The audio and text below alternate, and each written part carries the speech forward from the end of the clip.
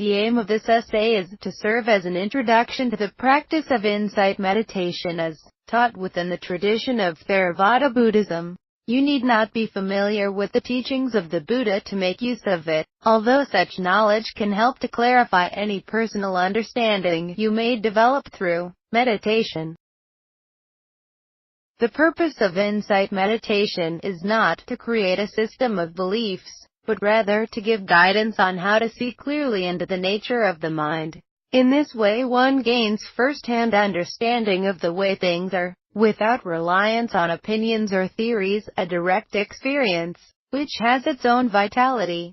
It also gives rise to the sense of deep calm that comes from knowing something for oneself, beyond any doubt. Insight meditation is a key factor in the path that the Buddha offered for the welfare of human beings. The only criterion is that one has to put it into practice. These pages, therefore, describe a series of meditation exercises and practical advice on how to use them. It works best if the reader follows the guide progressively, giving each sequence of instructions a good workout before proceeding further. The term "insight meditation, samatha vipassana * refers to practices for the mind that develop calm, samatha, through sustained attention, and insight, vipassana, through reflection. A fundamental technique for sustaining attention is focusing awareness on the body. Traditionally, this is practiced while sitting or walking. The guide begins with some advice on this. Reflection occurs quite naturally afterwards, when one is "comfortable" within the context of the meditation exercise. There will be a sense of ease and interest, and one begins to look around and become acquainted with the mind that is meditating. This "looking around" is called contemplation, a personal and direct seeing that can only be suggested by any technique. A few ideas and guidance on this come in a later section.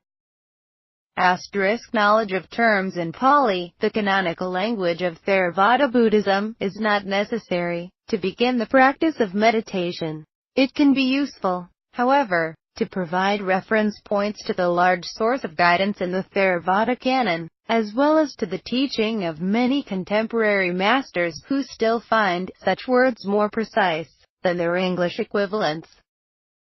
Sustaining attention. Sitting, time and place.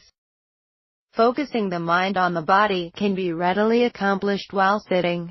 You need to find a time and a place which affords you calm and freedom from disturbance. A quiet room with not much in it to distract the mind is ideal. A setting with light and space has a brightening and clearing effect, while a cluttered and gloomy room has just the opposite. Timing is also important, particularly as most people's days are quite structured with routines. It is not especially productive to meditate when you have something else to do, or when you're pressed for time. It's better to set aside a period, say, in the early morning or in the evening after work, when you can really give your full attention to the practice. Begin with 15 minutes or so. Practice sincerely with the limitations of time and available energy, and avoid becoming mechanical about the routine. Meditation practice, supported by genuine willingness to investigate and make peace with oneself, will develop naturally in terms of duration and skill. Awareness of the body. The development of calm is aided by stability, and by a steady but peaceful effort. If you can't feel settled, there's no peacefulness. If there's no sense of application, you tend to daydream. One of the most effective postures for the cultivation of the proper combination of stillness and energy is sitting. Use a posture that will keep your back straight without strain. A simple upright chair may be helpful, or you may be able to use one of the lotus postures. Illustrations and notes on posture are given later. These look awkward at first, but in time they provide a unique balance of gentle firmness that gladdens the mind without tiring the body. If the chin is tilted very slightly down, this will help, but do not allow the head to loll forward, as this encourages drowsiness. Place the hands on your lap, palms upward, one resting gently on the other with the thumb tips touching. Take your time, and get the right balance.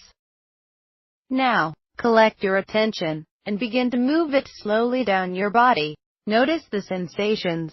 Relax any tensions, particularly in the face, neck, and hands. Allow the eyelids to close or half close. Investigate how you are feeling. Expectant or tense? Then relax your attention a little. With his, the mind will probably calm down, and you may find some thoughts drifting in, reflections, daydreams, memories, or doubts about whether you are doing it right. Instead of following or contending with these thought patterns, bring more attention to the body, which is a useful anchor for a wandering mind.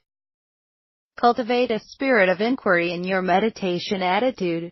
Take your time. Move your attention, for example, systematically from the crown of the head down over the whole body.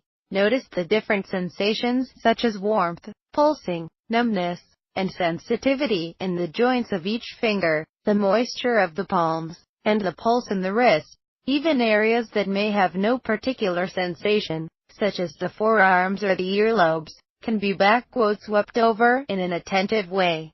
Notice how even the lack of sensation is something the mind can be aware of.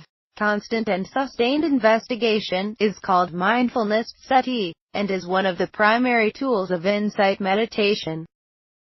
Awareness of breathing, anapanasati. Instead of body sweeping, or after a preliminary period of this practice, mindfulness can be developed through attention on the breath. First, follow the sensation of your ordinary breath as it flows in through the nostrils and fills the chest and abdomen. Then try maintaining your attention at one point, either at the diaphragm or a more refined location at the nostrils. Breath has a tranquilizing quality, steady and relaxing if you don't force it. This is helped by an upright posture. Your mind may wander, but keep patiently returning to the breath. It is not necessary to develop concentration to the point of excluding everything else except the breath, rather than to create a trance.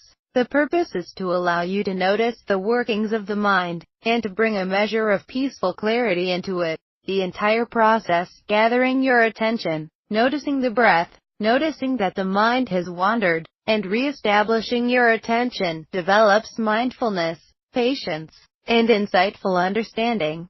So don't be put off by apparent failure. Simply begin again. Continuing in this way allows the mind to eventually calm down. If you get very restless or agitated, just relax. Practice being at peace with yourself, listening to, without necessarily believing in, the voices of the mind. If you feel drowsy, then put more care and attention into your body and posture. Refining your attention or pursuing tranquility at such times will only make matters worse. Walking and standing. Many meditation exercises, such as the above mindfulness of breathing, are practiced while sitting. However, walking is commonly alternated with sitting as a form for meditation. Apart from giving you different things to notice, it's a skillful way to energize the practice if the calming effect of sitting is making you dull. If you have access to some open land, measure off about 25 to 30 paces length of level ground or a clearly defined pathway between two trees as your meditation path. Stand at one end of the path, and compose your mind on the sensations of the body. First, let the attention rest on the feeling of the body standing upright, with the arms hanging naturally and the hands lightly clasped in front or behind. Allow the eyes to gaze at a point about 3 meters, 10 feet in front of you at ground level, thus avoiding visual distraction. Now, walk gently, at a deliberate but normal pace, to the end of the path. Stop. Focus on the body standing for the period of a couple of breaths. Turn, and walk back again. While walking, be aware of the general flow of physical sensations, or more closely direct your attention to the feet. The exercise for the mind is to keep bringing the attention back to the sensation of the feet touching the ground, the spaces between each step, and the feelings of stopping and starting. Of course, the mind will wander. So it is important to cultivate patience, and the resolve to begin again. Adjust the pace to suit your state of mind, vigorous when drowsy or trapped in obsessive thought, firm but gentle when restless and impatient. At the end of the path, stop, breathe in and out. Let go of any restlessness, worry, calm, bliss, memories or opinions about yourself. The inner chatter may stop momentarily, or fade out. Begin again. In this way you continually refresh the mind, and allow it to settle at its own rate. In more confined spaces, alter the length of the path to suit what is available. Alternatively, you can circumambulate a room, pausing after each circumambulation for a few moments of standing. The period of standing can be extended to several minutes, using body sweeping. Walking brings energy and fluidity into the practice, so keep your pace steady and just let changing conditions pass through the mind. Rather than expecting the mind to be as still as it might be while sitting, contemplate the flow of phenomena. It is remarkable how many times we can become engrossed in a train of thought, arriving at the end of the path and coming to with a start. But it is natural for our untrained minds to become absorbed in thoughts and moods. So instead of giving in to impatience, learn how to let go, and begin again. A sense of ease and calm may then arise, allowing the mind to become open and clear in a natural, unforced way. Lying down. Reclining at the end of a day, spend a few minutes meditating while lying on one side. Keep the body quite straight and bend one arm up so that the hand acts as a support for the head. Sweep through the body, resting its stresses, or collect your attention on the breath, consciously putting aside memories of the day just past and expectations of tomorrow. In a few minutes, with your mind clear, you'll be able to rest well. Cultivating the heart. Cultivating goodwill, metta, gives another dimension to the practice of insight. Meditation naturally teaches patience and tolerance, or at least it shows the importance of these qualities. So you may well wish to develop a more friendly and caring attitude towards yourself and other people. In meditation, you can cultivate goodwill very realistically. Focus attention on the breath, which you will now be using as the means of spreading kindness and goodwill. Begin with yourself, with your body. Visualize the breath as a light, or see your awareness as being a warm ray, and gradually sweep it over your body. Lightly focus your attention on the center of the chest, around the heart region. As you breathe in, direct patient kindness towards yourself, perhaps with the thought, may I be well, or peace. As you breathe out, let the mood of the thought, or the awareness of light, spread outward from the heart, through the body, through the mind, and beyond yourself. May others be well. If you are experiencing negative states of mind, breathe in the qualities of tolerance and forgiveness.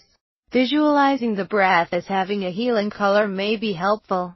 On the out-breath, let go of any stress, worry or negativity, and extend the sense of release through the body, the mind, and beyond, as before.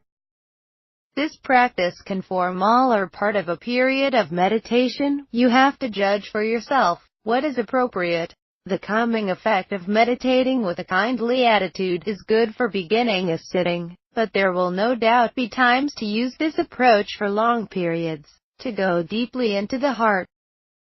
Always begin with what you are aware of, even if it seems trivial or confused. Let your mind rest calmly on that, whether it's boredom, an aching knee, or the frustration of not feeling particularly kindly.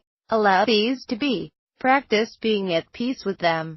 Recognize and gently put aside any tendencies towards laziness, doubt or guilt. Peacefulness can develop into a very nourishing kindness towards yourself, if you first of all fully accept the presence of what you dislike. Keep the attention steady, and open the heart to whatever you experience. This does not imply approval of negative states, but allows them a space wherein they can come and go. Generating goodwill toward the world beyond yourself follows much the same pattern.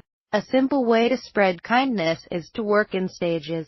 Start with yourself, joining the sense of loving acceptance to the movement of the breath. May I be well, then, reflect on people you love and respect, and wish them well, one by one. Move on to friendly acquaintances, then to those towards whom you feel indifferent.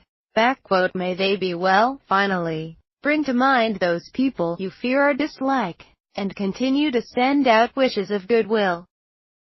This meditation can expand, in a movement of compassion, to include all people in the world, in their many circumstances. And remember, you don't have to feel that you love everyone in order to wish them well. Kindness and compassion originate from the same source of goodwill, and they broaden the mind beyond the purely personal perspective.